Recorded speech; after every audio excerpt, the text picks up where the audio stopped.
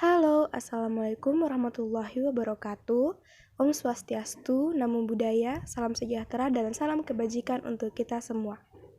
Perkenalkan, nama saya Syahra Ramadhani dengan NIM 210701500031 dari kelas K.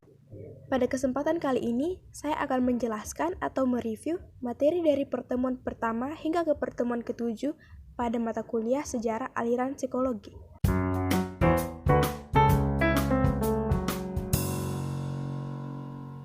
Baiklah, pertama mari kita bahas dulu mengenai pendefinisian psikologi dan isu-isu dalam sejarah aliran psikologi. Jadi, kata psikologi berasal dari bahasa Yunani yang terdiri dari dua kata, yaitu psycho yang berarti jiwa dan logos yang berarti ilmu. Kemudian sebagai sains, psikologi diketahui berlahir pada abad 19-an, tepatnya pada tahun 1879 dengan Wilhelm Wundt sebagai pencetusnya. Menurut Finney dan King pada tahun 2003, mereka menjelaskan bahwa perkembangan pemikiran awal mengenai psikologi juga bisa ditemukan pada bangsa Cina, Babilonia, Mesir, Ibrani, India, Persia, dan Yunani. Dengan mempelajari mengenai sejarah psikologi, tentunya kita akan mendapatkan bermacam-macam manfaat. Misalnya, seperti kita menjadi lebih paham dan mengerti mengenai konteks kemunculan sebuah pemikiran, sekaligus psikologis tokoh yang memunculkannya. Menurut Hergenhan pada tahun 2009, ada 6 keuntungan dalam mempelajari sejarah psikologi. Misalnya, kita dapat memperkaya perspektif kita dalam memahami suatu masalah, memperdalam pemahaman kita mengenai psikologi, dan memperkenalkan kita pada bagaimana timbul tenggelamnya suatu pemikiran psikologi, menghindarkan kita dari kalimat jatuh 2 kali pada lubang yang sama. Selanjutnya, dapat menstimulasi munculnya ide-ide baru. Dan terakhir, dapat memenuhi rasa ingin tahu seseorang terhadap suatu pemikiran tertentu. Kemudian, menurut Finney dan King pada tahun 2003, dengan mempelajari psikologi dapat kita jadikan sebagai kunci penting dalam memahami masa depan. Sebagai salah satu cara memperkaya hari ini, sebagai kontribusi terhadap pendidikan yang bebas, untuk mengajarkan kerendahan hati, untuk mengajarkan skeptisme yang sehat, dan untuk memengaruhi proses berpikir manusia. Next, ada isu-isu dalam sejarah psikologi. Pertama, menurut Hergenhan pada tahun 2009. Antara lain yaitu karakteristik ilmiah manusia, relasi jiwa dan raga, motivisme versus empirisme, mekanisme versus vitalisme, rasionalisme versus irasionalisme, realitas objektif versus realitas subjektif, hubungan manusia dan bukan manusia, pengetahuan dasar manusia, masalah jiwa, dan universalisme versus relativisme. Selanjutnya, menurut Malone pada tahun 2009, ada karakteristik ilmiah jiwa, statis versus dinamis, karakter pengetahuan diri, etika, dan kehendak bebas manusia. Selain dua pendapat para ahli di atas, ada juga isu-isu sejarah psikologi seperti jiwa, karakteristik alamiah manusia, hubungan antara jiwa dan raga, sumber pengetahuan manusia, dan universalisme versus relativisme pengetahuan. Selanjutnya, pendekatan yang mungkin digunakan dalam penulisan sejarah psikologi antara lain ada internal versus eksternal, tokoh besar versus semangat zaman, resentis versus kontekstualis, dan pendekatan konseptual. Pembahasan selanjutnya mengenai sejarah perkembangan psikologi dari masa ke masa. Pertama, sejarah perkembangan psikologi pada masa Yunani kuno. Terdapat beberapa tokoh psikologi pada masa Yunani kuno, antara lain ada Thales dengan penemuannya mengenai elemen dasar segala sesuatu adalah air. Kemudian Heraklitus dengan pemikirannya mengenai apilah yang menjadi substansi dari segala hal. Kemudian ada Empedokles dengan pemikirannya mengenai dasar dari segala hal adalah api, udara, tanah, dan air. Kemudian ada Parmenides dengan pemikirannya mengenai realitas yang sesungguhnya adalah real being. Selanjutnya ada Pythagoras dengan pemikirannya mengenai dunia terdiri dari dunia abstrak dan dunia fisik yang saling berinteraksi. Selanjutnya dan yang terakhir ada Hippocrates dengan pemikirannya mengenai 4 cairan dasar dalam tubuh manusia adalah darah atau udara, empedu kuning atau api, empedu hitam atau tanah, dan lendir atau air. Next ada kaum sofis pada masa Yunani kuno. Pertama ada Protagoras dengan pemikirannya bahwa pengetahuan diperoleh melalui inderawi yang individual, sehingga pengetahuan pun bersifat individual. Selanjutnya ada Socrates. Ia percaya dengan adanya kebenaran yang objektif. Ia juga memperkenalkan metode induksi. Selanjutnya ada Plato. Ia mengetahui ide hanyalah rasio yang merupakan fungsi jiwa. Terakhir ada Aristoteles yang mempercayai pengetahuan yang diperoleh melalui indrawi maupun rasio. Selanjutnya ada isu-isu pada masa Yunani kuno. Pertama ada metafisika. Isu ini menimbulkan pandangan materialisme dan idealisme. Selanjutnya ada epistemologi. Isu ini yang menjadi cikal bakal timbulnya pandangan empirisme rasionalisme. Terakhir ada moralitas yang kemudian akan memunculkan pandangan hedonisme. Dan pembahasan selanjutnya mengenai sejarah perkembangan psikologi pada masa Helenistik. Jadi awal masa Helenistik seringkali dikaitkan dengan kematian Alexander Agung pada tahun 323 sebelum Masehi. Pada saat itu disebut sebagai awal masa Helenistik. Pada masa Helenistik tersebut, masyarakat Yunani menolak filsafat yang bersifat abstrak dan tidak realistis. Mereka lebih menyukai yang bersifat praktis. Kekaisaran Romawi berkontribusi minimal pada perkembangan ilmu pengetahuan termasuk psikologi karena lebih menyukai perkembangan teknologi dan administrasi. Masa Helenistik ini berakhir ditandai dengan munculnya Kekaisaran Romawi pada abad ke-31 sebelum Masehi. Terdapat beberapa pemikiran pada masa Helenistik. Antara lain ada skeptisme yang didirikan oleh Pyrrho. Jadi skeptisme ini ragu pada kemampuan manusia sampai pada kebenaran absolut karena manusia memiliki keterbatasan dalam beropini. Pemikiran selanjutnya manusia hanya mengetahui realitas yang tampak saja, bukan realitas yang sejatinya ada. Kemudian Pyrrho menolak dogmatisme yang tidak bisa diyakini kebenarannya atau kekeliruannya, karena baginya seseorang meyakini kebenaran karena tampak benar di hadapannya. Demikian pula sebaliknya. Selanjutnya pemikiran skeptisme juga menyarankan untuk menunda penilaian, menyederhanakan kehidupan, dan menghindari harapan palsu. Skeptisme memandang kedamaian diperoleh dari 3 pengetahuan. Pertama, pengetahuan terhadap sesuatu dan hal itu tidak akan mungkin bagi manusia. Kedua, keterbatasan tersebut disikapi dengan sikap yang memadai dan memandang bahwa pengetahuan kita sesuatu yang tidak pasti. Ketiga, sikap yang diambil tersebut kemudian membawa kepada kebahagiaan. Selanjutnya ada pemikiran sinisme.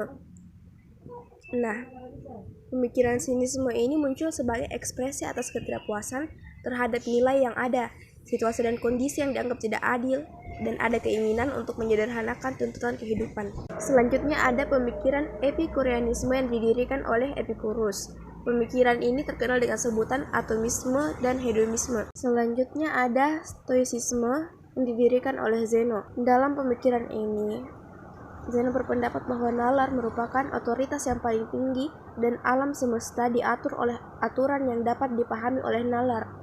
Kalaupun ada Tuhan, maka Tuhan itu adalah rasionalisme yang melekat pada diri manusia dan alam semesta.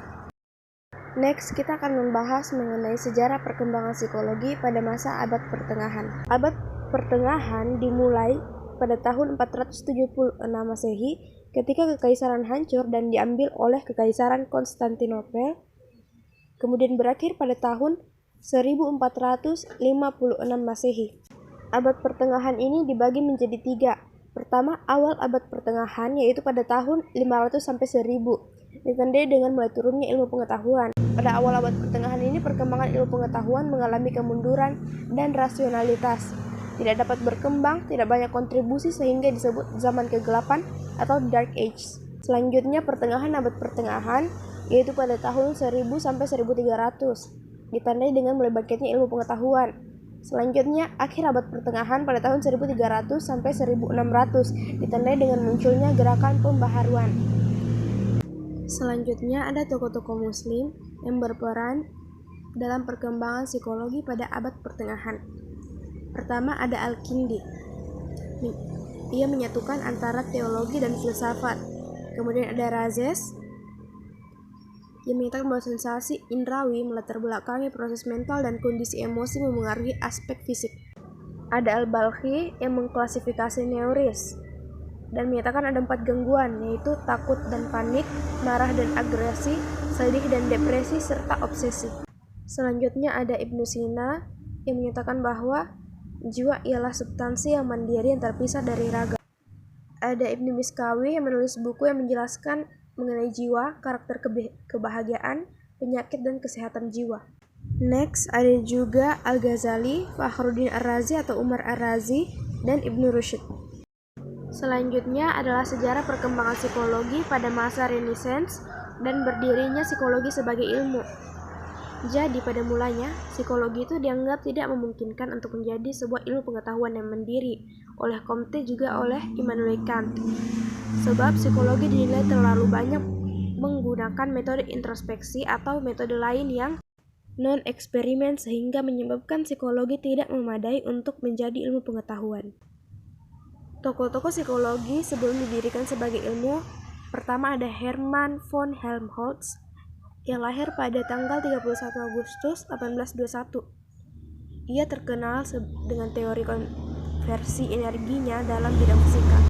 Ia menyangkal anggapan mengenai impuls saraf yang berlangsung seketika sehingga menyulitkan untuk diukur. Dari hasil eksperimennya, ia menarik kesimpulan bahwa impuls saraf manusia bergerak dengan kecepatan 50,3 sampai 100,6 meter per detik. Selanjutnya ada Gustav Theodor Fechner yang lahir pada tanggal 19 April 1801. Ia menegaskan bahwa proses mental adalah hal yang dapat diukur, seperti pada hukum Fechner, yaitu S sama dengan K log R, di mana S adalah sensasi mental, K adalah konstanta, dan R adalah intensitas stimulus. Selanjutnya ada Wilhelm Wundt yang lahir pada tanggal 16 Agustus 1823. Ia adalah orang pertama yang mendirikan laboratorium psikologi. Kemudian tokoh-tokoh psikologi setelah didirikan sebagai ilmu ada Franz Brentano, Karl Stumpf, Oswald Keple, Hermann Ebbinghaus. Pembahasan selanjutnya mengenai aliran strukturalisme dan fungsionalisme. Pertama, aliran strukturalisme. Aliran strukturalisme didirikan oleh Edward Bradford Titchener. Titchener lahir pada tanggal 11 Januari 1876. Berbeda dengan Wundt yang berfokus pada elemen kesadaran, Titchener justru lebih berfokus pada struktur isi kesadaran. Ada subject matter dan tujuan psikologi. Subject matter, ilmu psikologi versi Titchener sama dengan Wundt, yaitu kesadaran. Tujuan psikologi versi Titchener adalah to describe the basic structure of mind, the conscious elements of mind, and their mode of combination, atau menemukan elemen-elemen yang terpisah kemudian menentukan strukturnya. Next, elemen kesadaran. Ada 3 elemen kesadaran versi Titchener, yaitu sensasi, merupakan elemen dari persepsi, kesan atau image, elemen dari ide, afeksi, elemen dari emosi. Kedua, ada aliran fungsionalisme. Salah satu pemikiran yang sangat berpengaruh pada akhir abad ke-19 sampai abad ke-20 adalah fungsionalisme yang didirikan oleh William James. Berbeda dengan Wundt dan Titchener, James ini lebih fokus pada fungsi kesadaran. Adapun tokoh-tokoh aliran fungsionalisme ada William James, Hugo Munsterberg, Granville Stanley Hall, John Dewey, dan John McCain Cattell. Adapun beberapa di antara karakteristik fungsionalisme adalah fungsionalisme menentang strukturalisme yang terlalu fokus pada struktur kesadaran. Kemudian ingin memahami fungsi kesadaran sebab proses mental membantu kita beradaptasi. Lebih tertarik pada perbedaan individu ketimbang persamaan individu. Kemudian kritik pada aliran fungsionalisme. Kritik Titchener mengatakan bahwa fungsionalisme sama sekali bukan psikologi, karena fungsionalisme tidak tunduk pada pokok kajian dan metode strukturalisme, sehingga dalam pandangan Titchener, setiap pendekatan psikologi yang menyimpang dari analisis introspeksi pikiran sebagai unsur-unsurnya maka bukan psikologi yang murni. Selanjutnya, kontribusi fungsionalisme.